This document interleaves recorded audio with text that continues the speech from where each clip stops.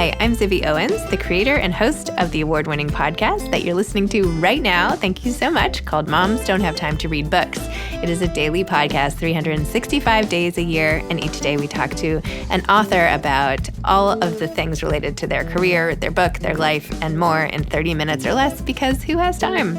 I am now an author myself, although I wasn't when I started this podcast, and you can get my new memoir, Bookends, a memoir of love, loss, and literature, wherever books are sold starting July 1st, and my children's book, Princess Charming. You can learn more about me at zibbyowens.com, but really you're here to learn more about the authors, and that is what we're going to do. Also, be sure to check out all the other podcasts in the Zcast Podcast Network. You can learn more at zcastnetwork.com and definitely check out those shows as well. Dr. Katie Takayasu is the author of Plants First, A Physician's Guide to Wellness Through a Plant-Forward Diet. This is one of several episodes that we are launching this month to help with a focus on health and wellness. Dr. Katie is an integrative medicine physician and speaker in the holistic health space, bridging the gap between traditional Western medicine and the evidence-based complementary health tools of nutrition, acupuncture, meditation, botanicals, and lifestyle optimization.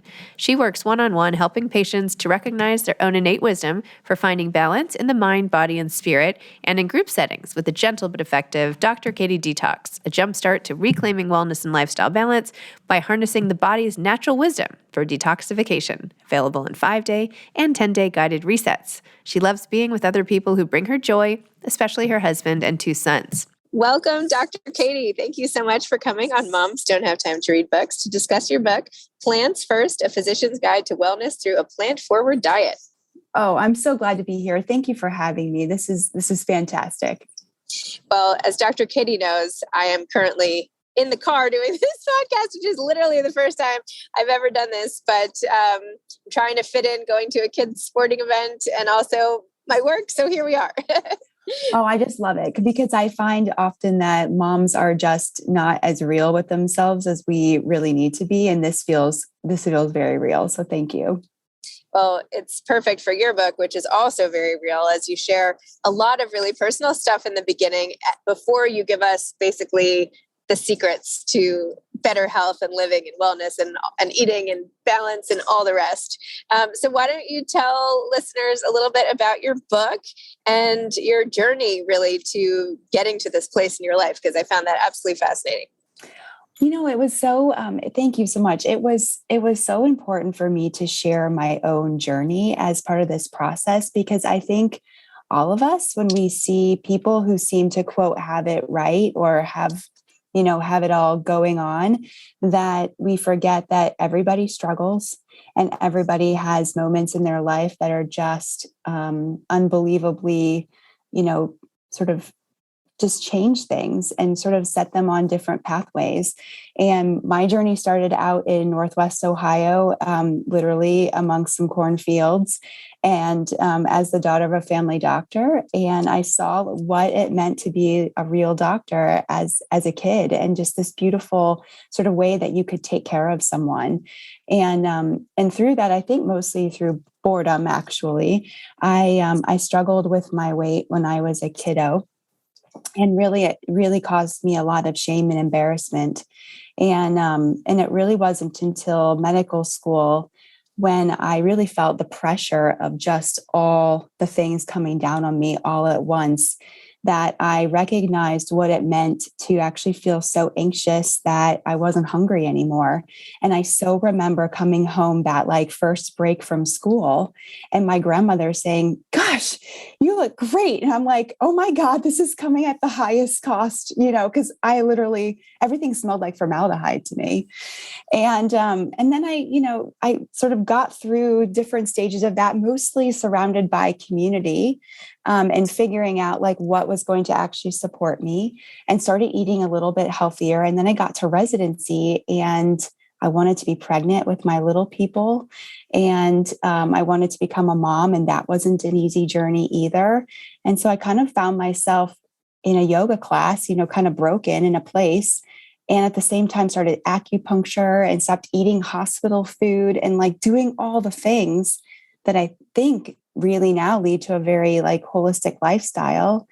And that's how I came to this practice of integrative medicine, of seeing the whole person and treating not just things with drugs, but actually getting to the root cause and understanding like, this is how real life is, and this is how we need to make it work. So I have walked the walk for sure as well.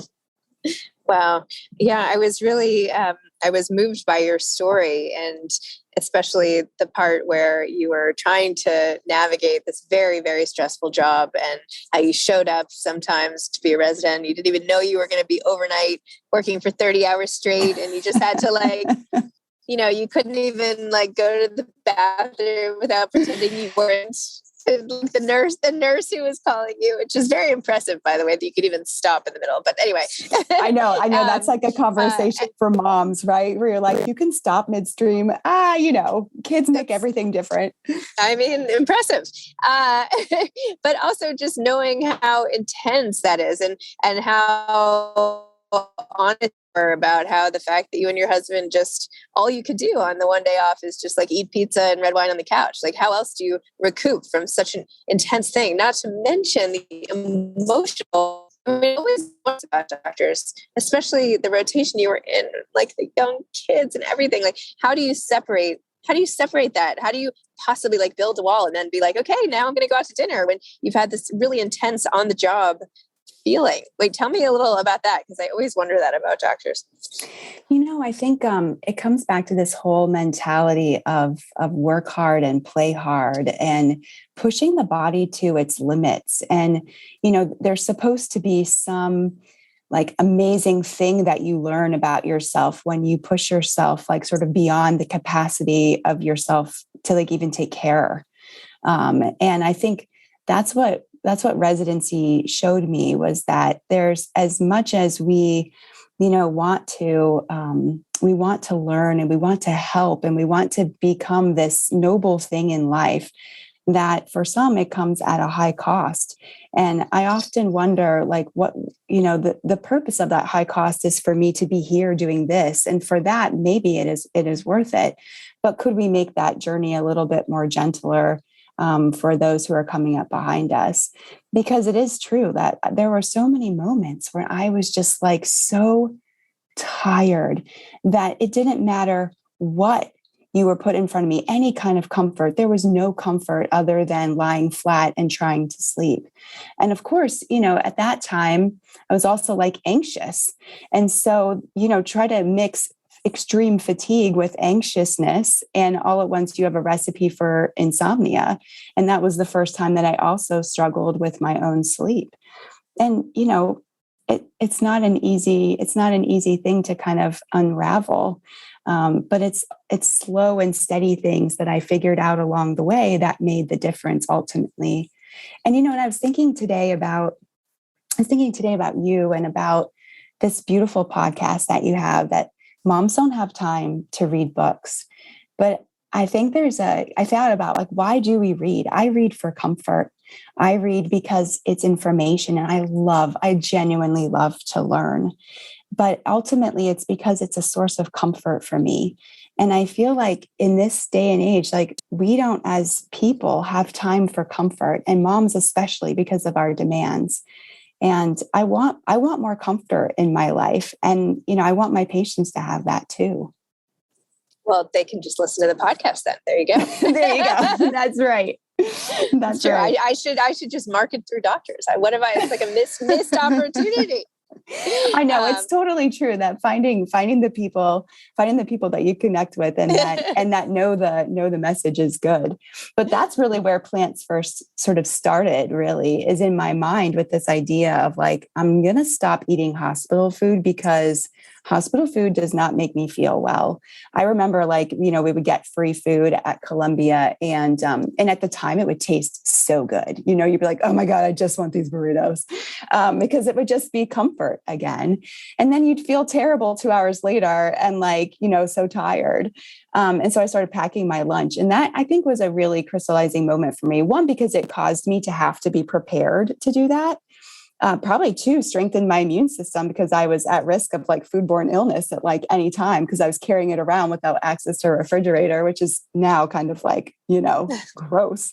But at the time, I think it really showed me the power of what we put in our bodies 3 times a day, plus or minus a snack, and how powerful that can be as far as like controlling, not even controlling, but just helping mood and stress and anxiety, our digestive issues, our fatigue, all the things that we sort of nebulously like look at and we're like, why do I not feel well? Yeah. And you make such a good case for avoiding inflammation. Like all that. I'm like, okay, I get it. I know it's so bad. But it's so easy. It's so easy to cause inflammation in your body. Even just something as simple as stress, of course, but then it's so easy to eat wrong. It's so easy to slip into these habits. And you have like your whole little pyramid on how we can avoid doing this and what we can do better and the things that we should think about adding versus the things that we have to restrict. Absolutely. I love that whole idea of like crowding out. It's not that, and I say this as a mom who has 2 little boys who love to eat things like Pringles and soda. We don't categorically have any forbidden foods in my house. Everything is welcome, but it's everything in the right place, the right time after you've eaten, something that actually nourishes the body. And when I sort of, have that rule at home, it tends to work out just fine. And my kids don't feel deprived. And they understand that, certain foods are more, treat foods or snack foods as opposed to real foods. But it's that crowding out mentality that prevents this idea of restriction. And I know you've been so open, and I love how open you've been with the realness of your life and just how things have played out for you in life. And I know that, you've talked too about the restriction mindset and the difference between that and something that incorporates more foods, more generosity with oneself. It's that grace that we need. So true. Yeah. Restriction doesn't really get me anywhere. It just makes you upset. Yes. Even when I'm like, I think I'm just going to like not eat carbs today. And then next thing you know, I didn't even want them. It's just as soon as I said no, I was like, well, now I better have them. It's like, I don't know. So messed up. It's forbidden. It's totally forbidden fruit. So the whole idea in Plants First is like, let's talk about inflammation. Let's talk about good inflammation, because there actually is good inflammation in the body that you need. And then there's the really not so helpful chronic inflammation, which is what most of us feel on a regular basis. And then use an anti-inflammatory diet with some, caveats to make it applicable to real life, to real living. And then let's move from there with that 80-20 mindset of that you don't need to be perfect. You only need to do a really good job about 80% of the time. And that creates so much grace and space in my life for just, next week is my kid's birthday, and we're going to eat cake, and it's going to be awesome. Aww. How old are they turning? I have twin boys who are turning 10, which that's a really big deal. It is a very big deal. Yes, I have twins who are almost 15, which I can't. 15. I know. I can't even believe it. It's crazy, but yeah. Twins, which probably do not help with your insomnia, by the way, having twin boys. Honestly, most of the insomnia started after there were just a couple of like very, at the time, seemingly innocent, like life changes that kind of all compiled at the same time. And then I felt this like, oh gosh, my sleep is disrupted. What's going to happen at work tomorrow? Am I going to be really tired? What if I'm short with the kids? And then all at once, this sort of anxiety like fills itself. And then, everything is scarier at night.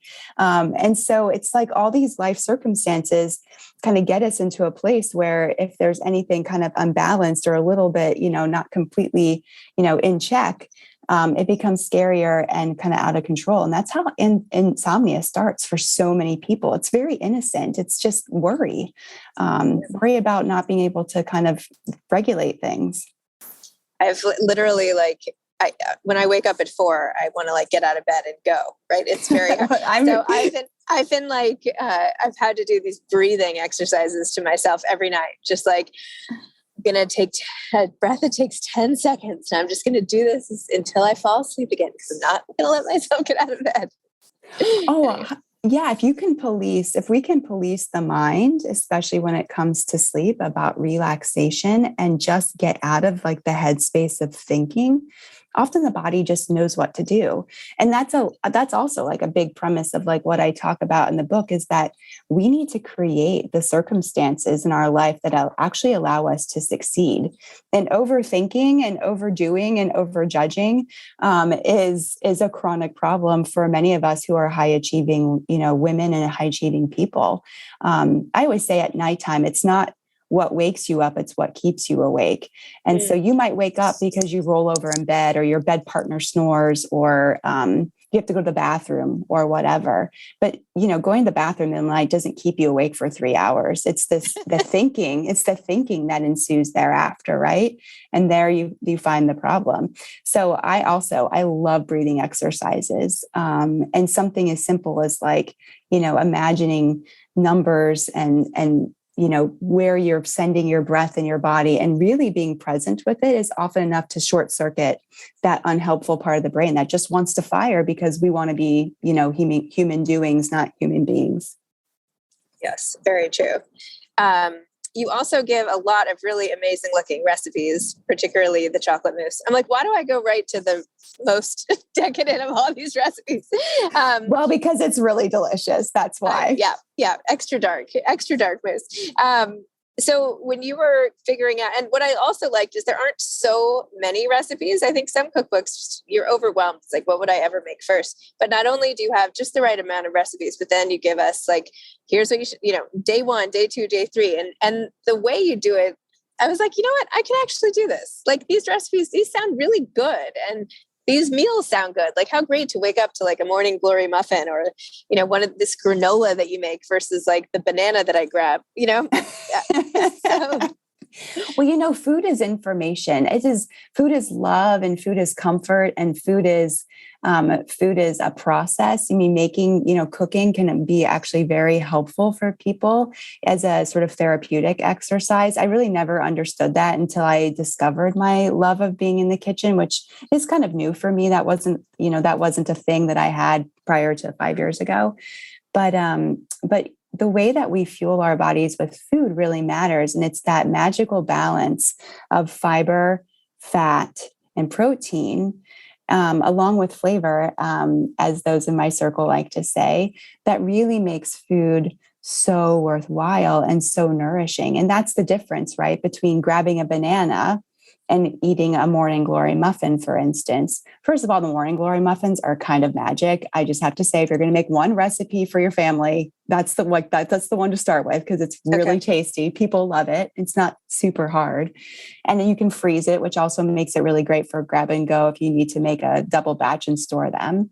But that's the difference between eating something like that, which is actually not that big, and a big banana, because a banana is only fiber. There is no protein, there is no fat. So there's nothing to anchor the energy of that carbohydrate.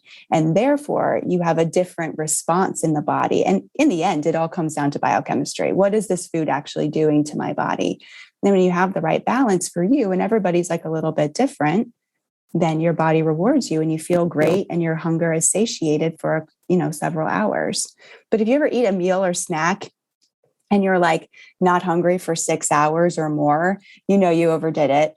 And if you eat something and you're hungry like 45 minutes or an hour later, then you also know that you didn't do it quite right for yourself. And so that causes pause for me when I eat something and I feel that way. I'm like, oh, darn it. What was it about that meal or snack that wasn't quite right? And then I sort of go back and try to figure out to even find, what works, for me, because it's a personal journey. This is off topic, but do you still play the piano? Oh, yeah. Actually, yeah. I went home last weekend to my family's house for a wedding, and while my parents were at church, so that I had like time for myself, just for me, I just sat down in front of the piano and just played whatever was there. And I had just gone to a wedding, so I was really inspired by the music. And so I started to sing, because that was a big part of me growing up, was with my family. We had like a little string quintet, and we used to play for weddings. So we have a lot of like wedding appropriate music that brings so much joy. So I just sat there and just played the piano. And I was reminded again, of that theme of comfort. Like it was just so comforting for me to be there for myself. I was only there for me. It was wonderful. And in my mind, I want to be back in that space so much more often than I give myself the space for these days. I love that.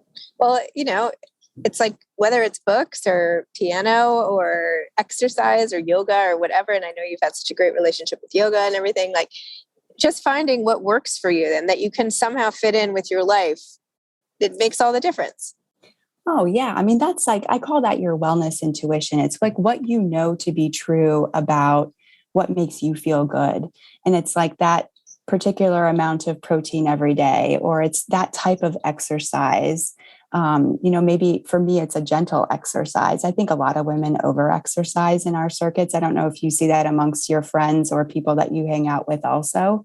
But if you over exercise, like you can cause yourself more stress. But finding that appropriate amount of exercise, knowing like, hey, I feel really awesome when I sleep 8.5 hours, every night, or if it's 6 hours, whatever your rhythm may be. And then of course, finding those things that help us pay attention to our deeper inner selves, the real us. That's it. That's what we're going after. And that's what the wellness intuition really sort of invites you to try to figure out. Amazing. So in addition to your amazing book, so do you regularly see patients, and where is your office? Like what if somebody wants like a private consult? Do you do that remotely? Yeah. I love seeing patients. I don't think there was ever going to be a time in my career that I just don't interact with people one-on-one. It is so fun. I was literally born to do it. And I always walk away from a new patient visit feeling like really pumped. And I think generally the patients I see also feel that, the energy is great that way. So I have a private practice. It's in Connecticut. I can see patients either virtually or in person from New York or Connecticut. And it's a lot of fun. We go through what I would consider to be like the important things that you need to know about your health. And it's not like, it starts with it has your medication list in it, but it's so much more about lifestyle and what your rhythms are in your life, talking about sleep and exercise and nourishment and all the things that might be going on in your life that you want an integrative medicine focus to. Because I like to sit in that space of understanding all of regular Western medicine. That's how I was trained in residency, but really going into the complementary modalities. So I do a lot of acupuncture with patients. I talk about the importance of herbs and supplements. We go through meditation techniques if that's what the person, is looking for. And we go through all of the stuff that really makes us up as humans, taking both a scientific look at it, but also a spiritual and an emotional look at it. So it's really a very holistic way of practicing. So I would love to see anybody, because that's really truly where I derive so much joy. But other ways that people can sort of connect with me as well. I have a website that I'm really proud of that has a ton of free recipes. And they all have like little health tips that are attached to them so that you understand why turmeric is good for you and how you should be consuming it in the diet. And I also have a newsletter that people can get in touch with me with that also gives free recipes. I find that giving people the tools, it's not just enough to sort of say, here's the science, but like it's better to say like, here's the science, but here's the practical, real stuff that you need to actually build that science like into your life. And I find food to be a really nice opportunity for that. And so what is your website? My website is drkatie.com. I'm on Instagram at Dr. Katie, DoctorKatie. And then the last way that people can get in touch with me is that I realized a few years ago that it's tough to take all of this, even just our conversation, and put it into practice. And so I have a program, I call it the Dr. Katie Detox, and it just helps people reset, recalibrate their bodies on their own, because we all have that innate natural wisdom. And I do that online with people in programs, along with meal delivery in Connecticut. I wish you lived closer. I would send it to you. I literally am. I think I'm driving through Connecticut now. I don't even know where. You should just stop by. I haven't looked up in a while. I'm probably pretty close to you. No, but it's a funny. wonderful resource to so many who are wanting to take that deeper dive, who want to go a little deeper, and they want to connect with me on, multitude of levels and sort of, just ways. I love that. I love that technology brings us together this way. Yes, it's amazing. Well, congratulations. Thank you for all this helpful stuff, I shouldn't say stuff, information, and by sharing your own story, just making it also relatable and inspiring. And I'm definitely going to be diving into these recipes. They look amazing. So thank you. Oh, thanks, Libby. Have a wonderful rest of your ride and enjoy the game. Thank you. All right. Have a great day. Okay. Bye. Bye-bye. Thanks for listening to this episode of Moms Don't Have Time to Read Books. Don't forget to follow me on Instagram at Zibby Owens and at Moms Don't Have Time to Read Books. Also sign up for my newsletter at zibbyowens.com and sign up for my virtual book club and meet lots of authors on Zoom every other week. Thanks so much to Steve and Ryan at Texture Sound for the sound editing. And thank you to Morning Moon Productions for providing this fantastic intro and outro music.